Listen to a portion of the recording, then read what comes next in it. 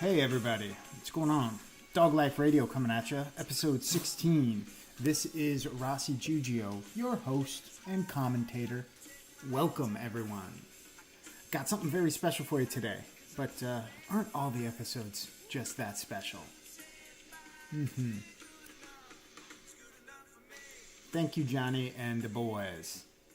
So, like I was saying, we do have something very special for you today. We've got Dr. Angela Johnson. She's a psychologist out of Eastern Massachusetts, USA. We spent some time today talking a little bit about mindfulness, meditation, centering yourself. I think we all can agree that if you're not present or focused, you can have a really crappy workout. But this goes much, much, much beyond having a great workout and being present and focused. It's all about centering yourself and that well-being. Mindfulness, love it. The reason why I was really looking forward to speaking with Dr. Johnson was I remember this story, and I'll probably screw it up, but stay with me, folks. The story about this one gentleman was talking to one of his students, and he was being questioned, why is meditation so important? And he says, well, without it, I can't think effectively. It's just my mind has many different thoughts going on it, just like everybody's. 100 things going 100 different ways. And it's like this glass of water that's got all of this dust and spectacles and little sediment floating around and swirling around, just clouding everything up, and you can't see through it effectively. You can't see through it clearly. Well, but if you stir it a little bit, and then in a few moments, all the sediment falls to the bottom in a nice little pile, and that glass of water is crystal clear. What I just did to that glass is what meditation does for my mind. Just super crystal clear. I can now focus on everything. I feel at calm and at rest. So hopefully you enjoy this conversation I had with Dr. Johnson.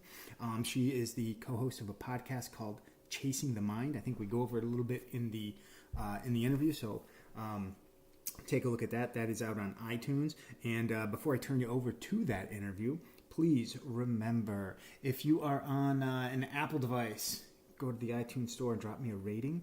5-star rating is the best way for others to really find this great podcast. So please go ahead and do it. Make sure you're subscribed so you get all of the newest editions and episodes automatically downloaded to your device. Let's see. Also, follow me on Instagram at _Giugio, Giuggio. I get all the latest and greatest information that I'm posting out there.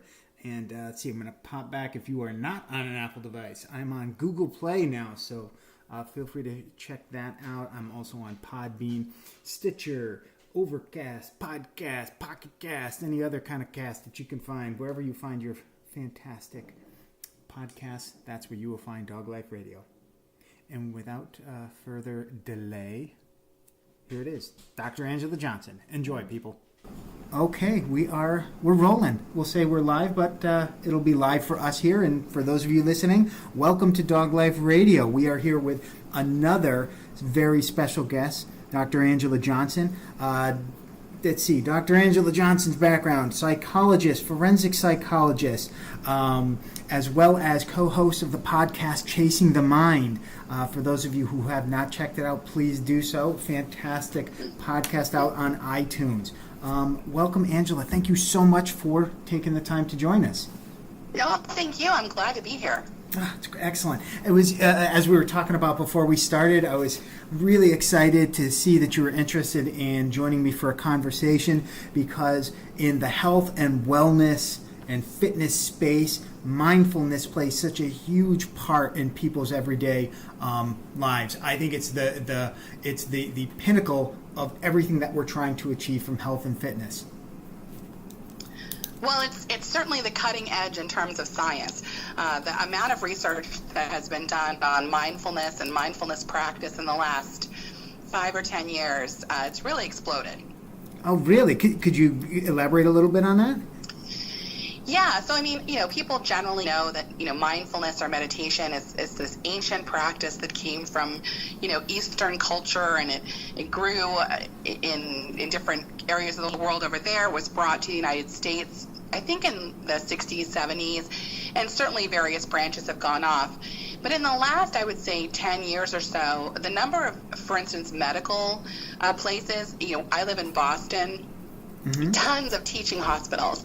And there are a number of, professors, medical people, Harvard-educated cardiologists who've done these big research studies on looking at mindfulness meditation and the way that it helps us heal the body, either as part of a way to manage cardiovascular disease. There was research that came out of Brigham Faulkner Hospital that looked at it in terms of managing chronic pain. So it's not just a philosophical or religious practice per se, although certainly many people engage in the practice for that reason, but it has been shown in study after study to affect really positive changes in our physical well-being. Well, that's really interesting when you talk about it in the space of pain management, because I've read a couple of different articles about different pieces of technology in the shape of virtual reality being used in lieu of pain management in certain situations. So, specifically, I remember reading an article about a surgeon in Mexico that was using a form of virtual reality in lieu of anesthesia in certain types of procedures, and he performed over 200 successfully. So when I start to hear about meditation being used in that space, that's extremely interesting, especially with being from the Northeast. You're probably well aware of the opioid problem in this section of the United States. Exactly. And that's one of the reasons that I think big teaching hospitals have looked into using these kinds of practices, because there's only so far that pain medication can take you, especially if you have chronic pain. Yeah. It's one thing if you've had a surgery and you're going to kind of heal, but if you're someone who's got a chronic pain condition, you have to learn other strategies, because those pain medications only do so much. Absolutely. And then I think we can probably all relate or know somebody who has been through this type of a thing where it becomes ridiculously addictive. And then the collateral impacts from those become just obviously life-changing when you read these stories about different celebrities, but I'm sure people have people in their families that have become addicted to these different types of pain meds, which get dispensed like Pez. Exactly. So what meditation does and meditative practice does is it helps you learn to sit and be with whatever's going on. I mean, that's essentially all it is to meditate, is sitting. And whatever comes up is you just sit with it and you just continue to focus on your breath and breathe through it. So what that does is it helps people who have chronic conditions, migraines or back pain, any kind of condition, anxiety, depression. They learn to just sit with whatever comes up. And what you learn if you do meditation and you practice day after day, these things pass, right? So if you sit with it long enough, it's going to go away. It's going to dissipate, and you're going to move on to the next thing. And so that's what it helps people learn how to do, is not to have an overreaction whenever they have whatever symptom they're having. They learn to just be able to tolerate it until it goes past and comes to something else. Wow. Now, have you in your practice, can you share some instances of people that you've worked with in your past where it's maybe at the beginning stages where you're taking somebody from very introductory or that 101 where they have no experience with meditation? Well, there's so many good teachers and books. Now there are apps out there that help you meditate. So it's very simple for anyone to begin to incorporate this into their life. And again, you can kind of delve as far into the philosophical underpinnings of it or the religious material of it, or you cannot. But really, where I've seen it be very effective is with treating anxiety and depression. I've also seen it be very effective with, again, addictive behaviors where people are struggling with certain thought patterns or certain, we have our little ruts, our little cognitive ruts we get into. So A happens and immediately we come back with B, whatever that thought pattern is, whatever that thing that we say to ourselves or to the person. And again, what meditation does is it helps you slow all that down a little bit, so you can start making different choices. You can start being less reactive. Awesome. That's interesting. So you were mentioning a couple of apps and things like that. I know I've seen a couple of them out there, and I'm not even going to name out a couple of names, because one of the things I always preach is, people should do their due diligence and research what's good for them. But it seems as though the ball got rolling in one place for you, and I'm curious to know, how did you get into this space of, or how did you get exposed to meditation? I've always been someone who explored different religious and philosophical ideas about the world, who we are, why are we here, is there anything else, is there anything, overarchingly meaningful about being human or a relationship. So for me, it's just always kind of been an interest, and I've read a lot of writers, I've read a lot of different literature or books or teachers from different schools of Buddhist thought. And for me, honestly, I wanted to start a meditation practice, and I just didn't for a really long time. And I would try to do it, and I just would, I don't think I'm doing it right. And it's just like, I feel like I'm sitting here doing nothing. And so I would struggle, and I would start and stop and start and stop. And then I decided, no, I'm going to do it. I want a meditation cushion. So I asked my husband for Christmas, I want a meditation cushion. And he bought it for me, and it sat in the corner for like a year. And I never used it. And then just a bunch of circumstances happened. I had my first child. I started having really, really bad anxiety when he was about 6 or 7 months old. And with that anxiety, a lot of obsessions that something bad was going to happen to him, something bad was going to happen to me, I was going to die and leave my little baby motherless. And I would just ruminate, and I'd become panicked. I'd have panic attacks. And then at that same time, my husband had a very small stroke, which, just then everything was just like, oh my God, we're both going to die. Our children are going to be, So it was just this huge amount of anxiety and stress.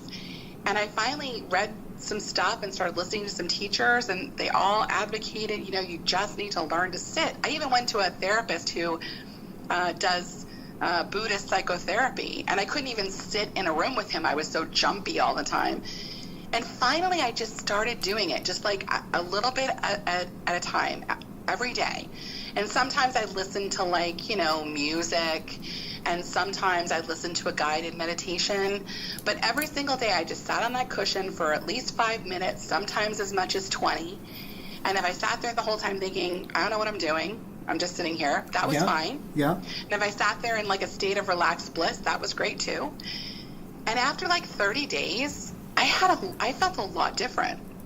Really? Yeah, I was less anxious. I had fewer panic attacks. I went off a medication that I had been taking for anxiety. I really had some significant differences in my ability to manage, and not just the big things, but even the little things like being with my kiddo. And sometimes when you're a mom and you're trying to multitask, you just get overwhelmed. And what meditation helped me to do was to just focus on the present. Yep. And just be with him. And when I was just sitting there being with him, I was less aggravated. I was less frustrated. I was less likely to yell or get upset or get overwhelmed. It just really, really helped me. And I found there have been times when I've gotten sick and I haven't been as careful about making that time to meditate. And I can tell my behavior starts to get a little bit more amped up, and I'm a little less present. And I have to go, nope, I have to go back to doing the simple things of just sitting and allowing whatever is to just be. Now, I could see how that what you just said is powerful, and it's relatable to, I think, anybody and everybody. Multitasking, everybody has 100 things going on at once, whether it's work, whether it's trying to fit in time to exercise, whether it's time to bring your kids to soccer or school and bills and all of these things where the stress everyone can relate to at one point or another, waking up in the middle of the night and not being able to get back to sleep because you're stressing about something. And living in that exact moment and enjoying it, to me that resonates very strongly, because the initial premise of how I even got the name Dog Life Radio for the podcast was because I love dogs, and I don't talk about anything related to pets on the show, but the way dogs generally live, or at least how I observe them, is they live in the moment. They live in the moment, and they're just extremely happy for the now. And the way that I try to live my life is one singular moment can change your day. If you make those right decisions in that one moment and live in the now, you can change your day. And if you can change somebody's day, one day can change somebody's life. And there can be that one singular life that it can actually go on and change the world. And it's really difficult and mind-bending to think, how am I going to change the world? Well, one person, we can rattle off like 15 names of people that have changed the world in one way or the other. And you can boil it back to that one moment that made them decide and change a day to change the life. And to me, it boils back to that living in the moment. And that's extremely powerful, what you're saying. Yeah, but I don't want to give people the wrong impression, because meditation is not about like, and you meditate and everything goes well and you never have negative feelings and you never hate your boss or curse at someone on the highway. Oh man, I'm going to have to edit this out. That's yeah. So, I mean, sometimes I sat on the cushion and was anxious as hell and felt like I was crawling out of my skin, but you just sit there, you just breathe through it. Sometimes I cried.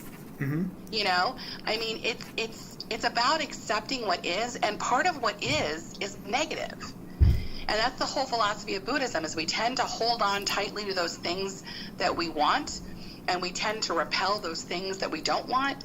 And in doing that, that's how we suffer, because we hold on to things we shouldn't hold on to for longer than we should.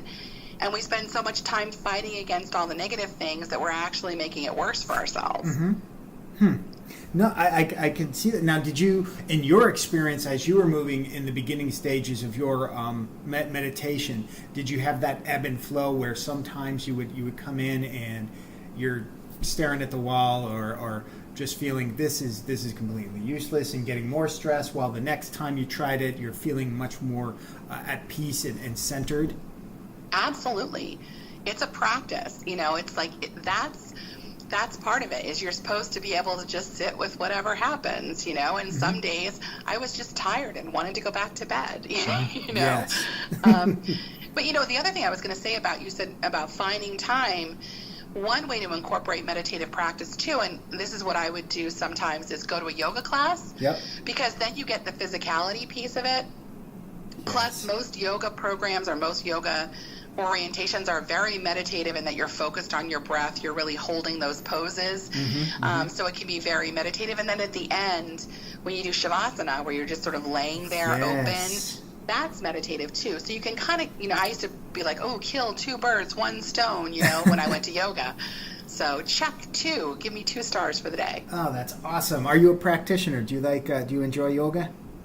I love it. It's one of the few things. I'm not a big exercise person, so I'm probably like the wrong person for your show. But I actually really love yoga, because it's not about you and anybody else. It's just you on your mat doing what you can do with your body. And not everybody can do everything. And so you just do the best you can. Yeah, absolutely. It's funny, because when you start thinking about health and fitness and a health and fitness podcast, maybe you picture all of these, shredded people with 6-pack abs that can lift up a building and whatnot. And it's not. That's not it.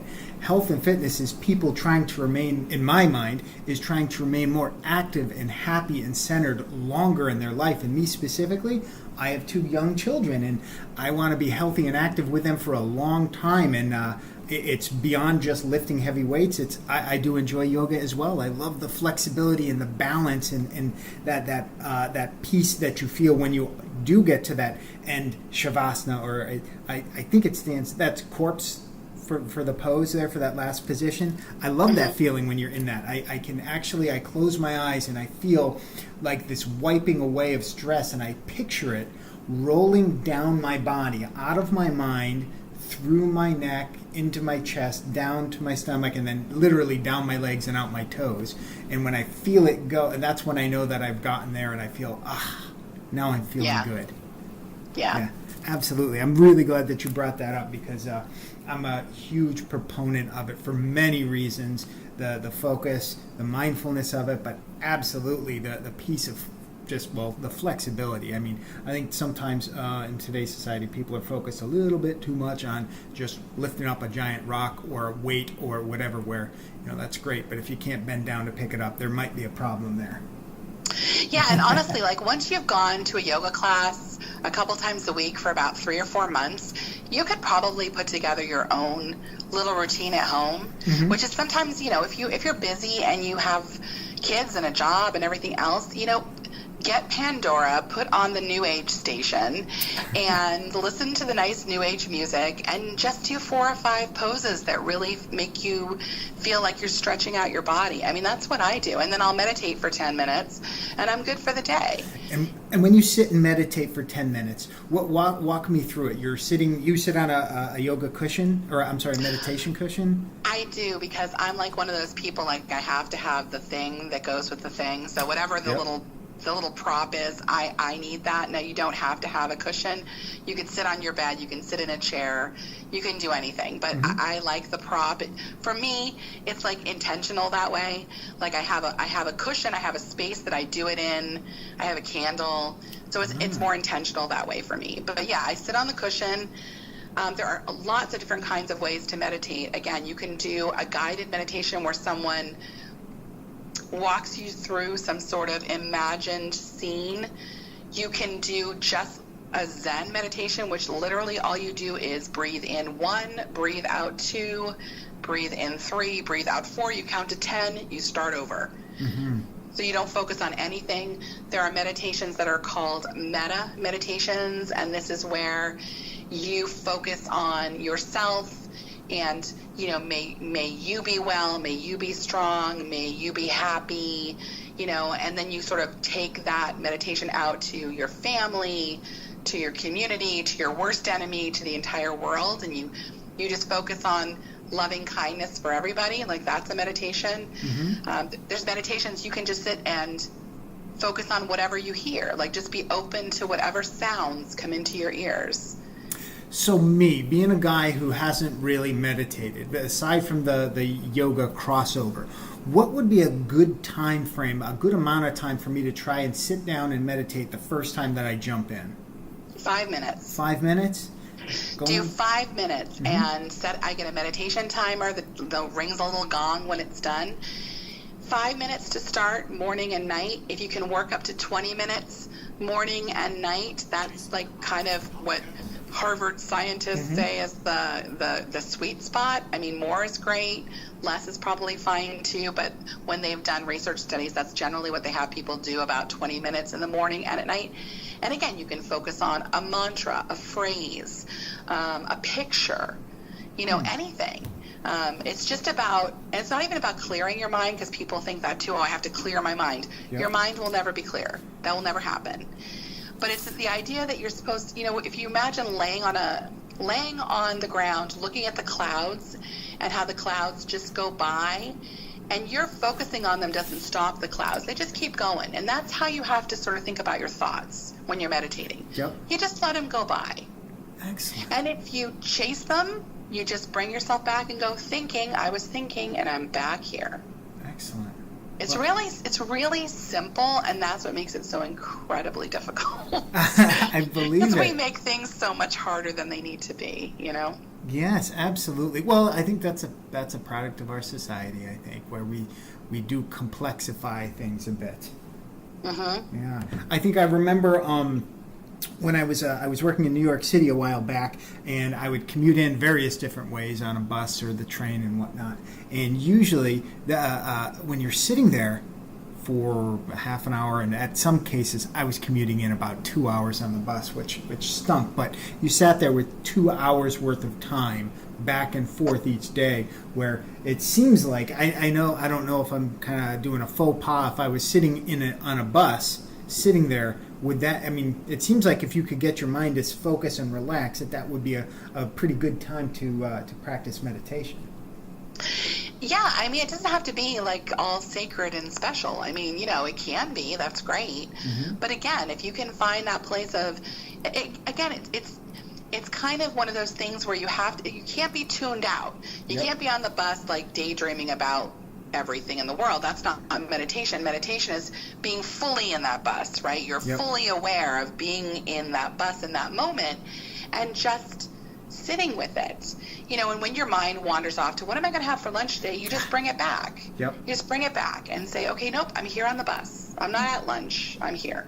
Interesting. And yeah, absolutely. When I was in Ireland with my mom in May, we'd have to get up at the crack of dawn. It was one of those the Bhutan death marches of travel where every day you're on the bus, And sometimes I wouldn't get to meditate. I just meditate on the bus. I put my earplugs in, put on some music, and just do my thing. That's cool. That's cool. I have to ask this before I forget it. It's about meditation and for kids. Now, kids go through. I'd say there's tremendous stress in their everyday life between being shipped off to school and after school things and everything that's going on with their bodies at the various ages. And I was wondering, have you encountered this? Have you seen it? Any thoughts on meditation for kids? That's another thing that they have really started to institute in various school districts, and they've seen amazing results, is introducing children to mindfulness meditation, especially in elementary school. My kiddo is a little young, but what I do with him, I have one of those Tibetan singing bowls, and so we call it Sit Like a Frog. There's actually a not that I'm selling stuff, but I don't get whatever, but there's a CD called Sit Like a Frog. It's for a little bit older kids, so we don't really do that part, but we talk about we're going to sit like a frog. What does a frog do? They sit on their lily pad, and I'll ring the bell, and all we have to do is just listen until the bell stops. And just in that, you're teaching him a little bit about what it means to focus your attention on something in the moment. Interesting. Now, he can't do it for more than a minute. He always wants to sit like a frog with me, and we get on the cushions, and he's like 30 seconds, he's all over the place. But yeah, it's okay, right? It's a way to begin. And like I said, in elementary schools, they're starting to incorporate these meditation classes for kids. And there's a number of really good books for kids who are, if your kiddo is about 6, 7, 8, a lot of good books about meditation with kids, and it's very helpful to them because you're right, everything changes for them all the time. They have no control over so much of their life, and to be able to just find that place of calm, it's really important. And kids have temper tantrums all over, and I know there's so many different ways to point the finger at what's the cause and all this stuff, but like you said, everything is out of their control for the most part in their life. And right now, this is a time of year where all of a sudden they're going from summer, where maybe they're used to staying up a little bit later. Now they have to get up earlier. They got to get eat quicker. You can't sit around the house and watch cartoons or whatever. And now back into the structured life where they have to sit and pay attention for a full day.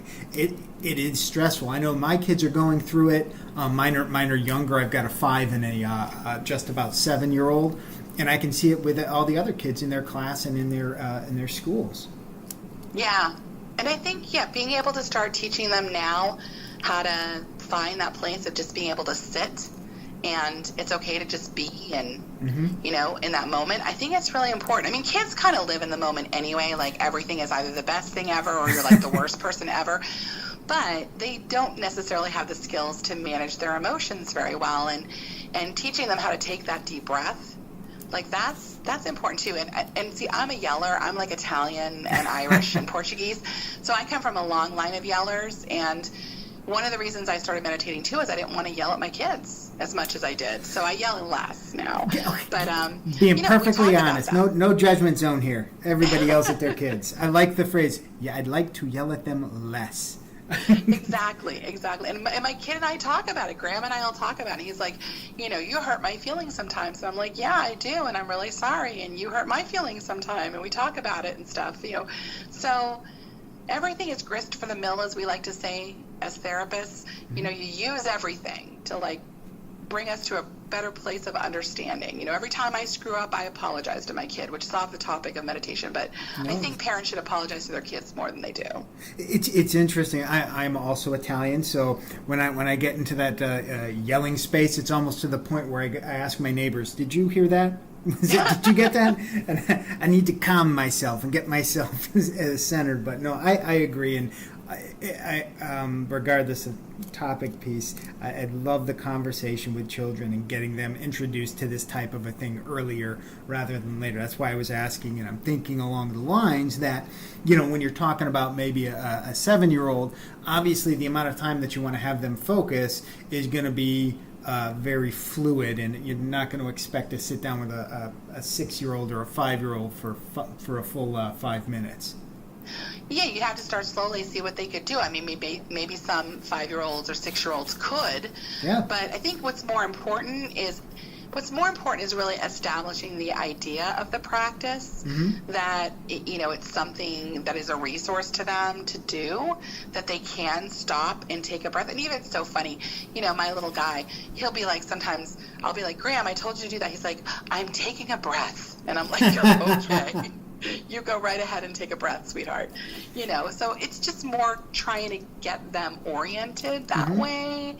And then hopefully as they get older, those skills build. And there are a lot of places that offer yoga for kids now, with really trained people who know how to work with children around, how to move their bodies and stretch and all of that. So I think there are resources available if you are creative and can look for them. But there's also just so much online. Yeah, absolutely. Well, that's a wealth of information there. Anything like you're referencing, the different apps, the different books and CDs, everything that I always talk about is, Google it, research it, read it, do your due diligence, look for reviews from other consumers.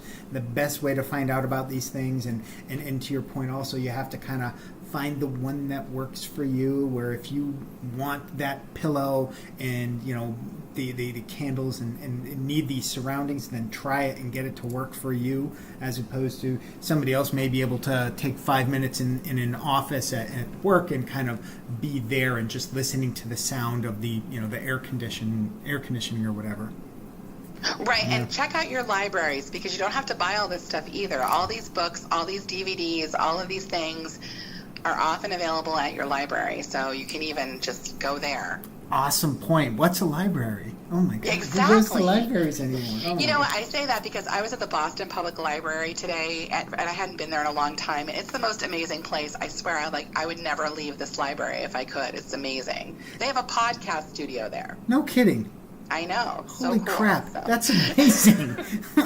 That is amazing. It was funny. We just took a giant, to continue down the path, we just took a giant road trip over the summer, which, many families do. And we hit the local library and picked up about 12 different DVDs to kind of keep the kiddos occupied as we were in transit from one location to the other. And it was all at the library. It's fantastic. You forget about those things when you're in such a day and age where you're just looking up all the information on the phone that's in your hand. Exactly. You don't have to buy it from Amazon. You can go to your library. Good plug.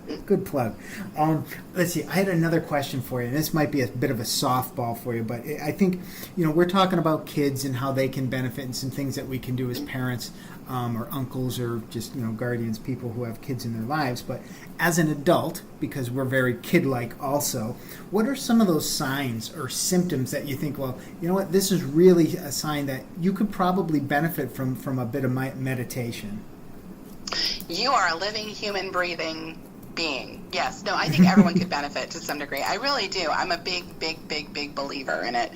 But I think that for people who are struggling with, again, those thought ruts that we get into, those cognitive, we all know them. We know our individual bunny trails that we go down. The boss emails us, we have to talk, and all of a sudden we're getting fired and our house is getting sold at auction and we're the worst employee that ever happened. Like, we do this whole cognitive thing that's unrelated and just causes us pain and suffering. So I think we could all benefit from looking at the ways in which we fall into the same sort of patterns of making our lives miserable. Yeah, and I feel it's what you were just saying about how we make it miserable. It's how we react to the situation, where we're like, when you're waking up in the middle of the night, that to me is a huge sign where, sleep is the biggest impact on how we live our lives, because our bodies and our minds need the rest. Whether you're exercising and deadlifting or squatting at these gigantic weights, or if you're just an active person, you need the rest. And if you can't get the sleep because your mind is racing, that's to me, a big sign that we need to do something to kind of slow things down for a little bit. Right, and it's often the things we imagine that are the worst, right? So I have a friend right now who is visiting his mom in Florida, and he's right in the eye of Irma that's barreling toward the coast. And I'm lighting a candle and setting all the positive thoughts, and I hope nothing happens where he is. But it's like the anticipation of it is terrorizing him. He is just so worked up because of the anticipation of something that might happen that's horrible. And what happened might be horrible, but a lot of times we do this other part too, where we build it up and we suffer before, we suffer during, and we suffer after, instead of just, dealing with what is in the moment. Like right now, he can't do anything about what's going on. He doesn't have to torture himself with what might happen on Saturday. And it's really hard to do. I mean, I'm not trying to be like anyone who's worried about this. Like, I'm not minimizing your worries. I'm just using it as an example to say that sometimes the things that we do to ourselves are almost worse than the things that we actually have to face. Oh, absolutely. And obviously the example of Irma is probably one of the most extreme that we could do, but it's very timely to, at least to the time that we're having this conversation. But I've heard that saying, we hurt ourselves before, during, and after. Before, I think it's completely applicable to things like that. Obviously, there's things that we can control and there's things we can't. And when we can't, we stress over those things. Awesome. This has been an awesome conversation. I'm going through, I think I hit all of my questions. Is there anything before we wrap up here? Is there anything that you want to plug? Is there anything that you want to promote? That's your podcast is Chasing the Mind. I know I subscribe to it, so you should as well, everybody who's listening. But is there anything that you want to promote social media-wise or anything like that? Just the website, chasingthemind.com. We have our second talk back, which is where Dr. Stephanie and I take questions from listeners. So we are looking for questions from people. You can email us at info@chasingthemind or go to our Facebook page, go to our website. We'd love to hear questions, feedback, anything. Awesome. Thank you so much, Dr. Angela Johnson. This has been a fantastic conversation. Thank you. All right, folks. That was Dr. Angela Johnson from Chasing the Mind podcast. Please check that out. It is on iTunes. Give it a shot. That meditation is fantastic stuff. Help center and focus yourself. I hope you enjoyed that conversation as much as I did. And once again, this is Dog Life Radio. Please remember to spread the word about us. Have a wonderful and mindful day, everyone. Peace.